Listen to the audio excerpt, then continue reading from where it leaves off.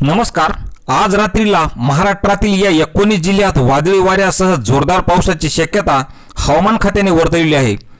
तर मित्रांनो, महाराष्ट्र ते कर्नाटक केरळच्या उत्तरेकडील भागात मध्यम वाऱ्याची दबावाची स्थिती निर्माण झाली असल्यामुळे उत्तरेकडून जोरदार वारे वाहू लागले आहेत।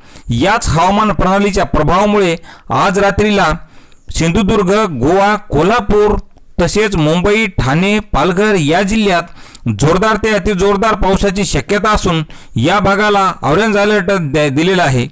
तर नाशिक, धुळे, नंदुरबार, पुणे, सोलापूर, धाराशिव, जालना, बीड या जिल्ह्यात मेघगर्जनेसह मध्यम तर काही ठिकाणी जोरदार पावसाची शक्यता वर्तवण्यात येत असून तसेच विदर्भातील बुलढाणा, अकोला, अमरावती, नागपूर, भंडारा, गोंदिया, वर्धा, वाशिम या ठिकाणी विखुरलेल्या स्वरूपात मध्यम पावसाचा इशारा असून मराठवाड्यातील परभणी, हिंगोली आणि नांदेड या जिल्ह्यात हलक्या पावसाचा इशारा आहे।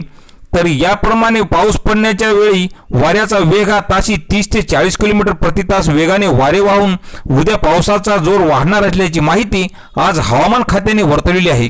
तर शेतकरी बंधूंनो, अशाच हवामानाच्या प्रत्येक अपडेटसाठी चॅनलला सबस्क्राइब करा। धन्यवाद।